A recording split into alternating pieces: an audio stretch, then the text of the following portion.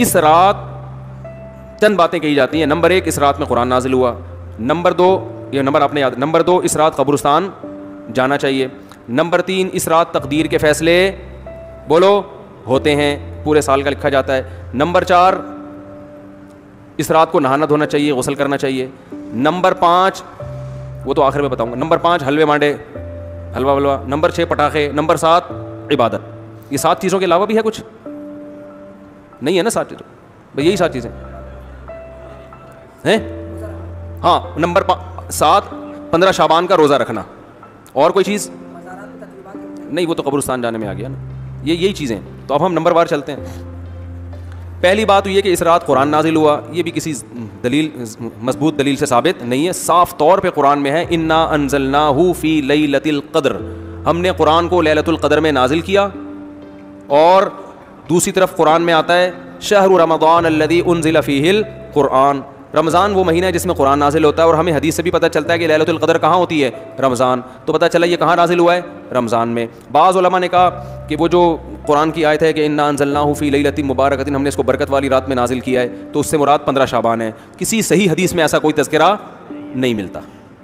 تو اس سے مراد بھی کیا ہے؟ لیلۃ القدر. کیونکہ یہ جو تعویل کی جاتی ہے نا کہ آسمان دنیا تک لیلۃ القدر میں آ گیا اور پھر شب برات میں نیچے آنا شروع ہوا, یہ جب کوئی اس کے مقابلے میں مضبوط دلیل ہی نہیں ہے تو ایسی تعویل کرنے کی ضرورت کیا ہے آپ کو؟ سمجھ رہے ہو نا؟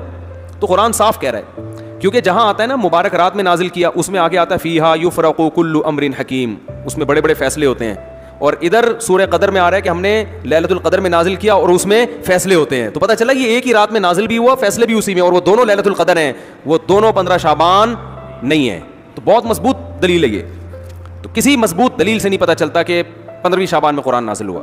دوسرا مسئلہ تقدیر کے فیصلے, تو وہ بھی اسی سے حل ہو گیا. قرآن کہہ رہا ہے جس رات میں قرآن نازل ہوا اسی میں جبریل آتے ہیں, من کل امر, تمام کی قسم کے فیصلے. اصل میں تو ازل سے فیصلے ہو چکے ہیں, وہ تو ہو چکے ہیں, لیکن فرشتوں کو کام سونپ دیا جاتا ہے نا کہ ایک سال میں کیا کرنا ہے, تو وہ ہو چکے ہیں.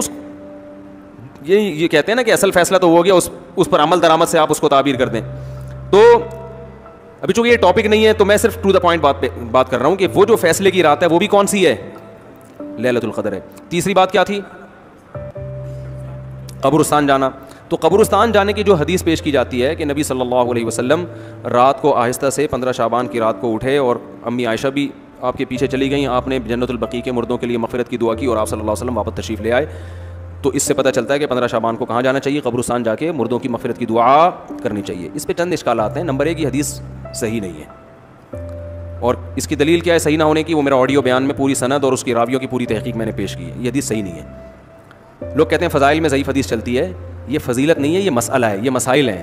فضائل کا مطلب ہوتا ہے ایک عمل حدیث سے ثابت ہے, اس کی فضیلت میں ضعیف حدیث پیش کرنے کی اجازت ہے, لیکن عمل ہی کو ثابت کرنا تو یہ تو ایک پراپر عمل ہے نا کہ اس رات کو اٹھ کے قبرستان جانا عمل ہے نا. تو پہلے عمل کسی صحیح حدیث سے تو ثابت ہو نا, پھر اس کی فضیلت میں ہم 2-4 ضعیف بھی لگا دیں تو عمل ہی ثابت نہیں ہو رہا. تو پہلی بات یہ کیا ہے, یہ حدیث کیا ہے؟ ضعیف. دوسری بات, فرض کر لو یہ حدیث صحیح ہے, تو سوال پیدا ہوتا ہے اگر یہ عمل باقاعدہ سنت ہوتا تو صحابہ میں کسی نے تو یہ کام کیا ہوتا, کیونکہ صحابہ تو سنت پہ بہت حریص تھے. مشرکین مکہ یہ کہا کرتے تھے لو کان خیرا ما سبقونا الیہ, اگر یہ اسلام خیر کی چیز ہوتی تو صحابہ ہم پہ سبقت نہیں کرتے, خیر میں تو ہم آگے بڑھتے ہیں. جبکہ ہمارا نظریہ ہے کہ اسلام خیر کی چیز تھی تبھی صحابہ اس میں انہوں نے پہل کیا. تو ہم کہتے ہیں اگر اس رات کو قبرستان جانا سنت ہوتا تو ابو بکر جاتے, عمر جاتے, عثمان جاتے, علی جاتے, کوئی صحابی تو جاتا. ایک بھی روایت نہیں ہے کہ کوئی صحابی 15 شعبان کو, میرے علم میں نہیں ہے, کوئی ہے تو ریفرنس دے دے تو میں بتا دوں گا بھائی ہے, بھائی نکل آئی, مجھے ابھی تک نہیں ملی کہ اس رات کو صحابہ کہاں گئے ہوں, قبرستان گئے ہوں. تو اگر اس حدیث کو فرض کر لیا جائے کہ یہ صحیح ہے تو پھر یہ نبی کی خصوصیت ہے, یہ پراپر سنت نہیں ہے. جیسے کہ حدیث میں آتا ہے آپ نے 2 قبروں پہ ہری شاخ گاڑ دی اور فرمایا کہ جب تک یہ شاخ ہری ہے ان کو عذاب میں تخفیف ہو جائے گی, لیکن کسی صحابی نے قبروں پہ شاخیں نہیں گاڑی. تو پتہ چلا یہ نبی کیا کی خاصیت تھی کہ اللہ نے آپ کو رحمت للعالمین بنایا, تو اللہ نے آپ کی برکت سے آپ کو بذریعہ وہی بتا دیا کہ یہ شاخیں گاڑ دیں گے تو ان میں عذاب میں کمی ہو جائے گی. لیکن یہ سنت نہیں ہے, تبھی ہم نہیں دیکھتے کسی امام نے, کسی مجتہد نے فتویٰ دیا ہو کہ جا کے شاخیں گاڑو, وہ صحابہ نے نہیں کیا. تو ہم اگر اس عمل کو سنت مان بھی لیتے ہیں تو صحابہ نے, پھر یہ نبی کی صحیح حدیث مان بھی لیتے ہیں تو یہ نبی کی خاصیت ہے. امت اس میں آپ کو فالو نہیں کرے گی, اس لیے قبرستان نہ جائے کریں اس رات, کوئی ثابت ہی نہیں ہے, کچھ بھی نہیں ہے یہ. تیسری چیز ہو گئی, 2 ہو گئی, 3 نمبر بتا. نہانا, نہانے پہ بھی کوئی حدیث موجود نہیں ہے.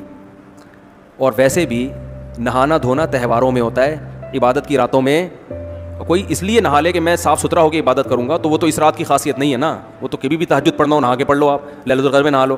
لیکن اسپیشل اس رات کی وجہ سے نہانا, تو یہ ہوتا ہے تہواروں میں. اور تہوار اسلام میں دن کی روشنی میں ہوتے ہیں, رات کی روشنی میں عیسائیوں کے تہوار ہوتے ہیں, ہندوؤں کے ہوتے ہیں, مسلمانوں کے نہیں ہوتے. عید الفطر, عید الاضحیٰ میں صبح صبح نہا دھو کے ہم نکلتے ہیں صبح. اسلام میں رات کو تہوار ہی نہیں ہے. کیوں نہیں ہے؟ رات کو توجہ گناہوں کی طرف جاتی ہے, اس لیے اس رات میں نہانا دھونا بھی کہیں ثابت نہیں ہے.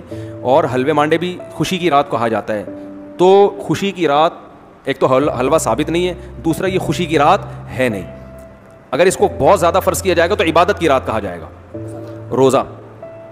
روزہ بھی کسی صحیح حدیث سے ثابت, بولو بھائی, نہیں ہے. اور عمل کو ثابت کرنے کے لیے حدیث کا صحیح ہونا ضروری ہے. لوگ کہتے ہیں فضائل میں ضعیف حدیث چلتی ہے. پہلے یہ فضیلت نہیں ہے, مسائل ہو رہے ہیں.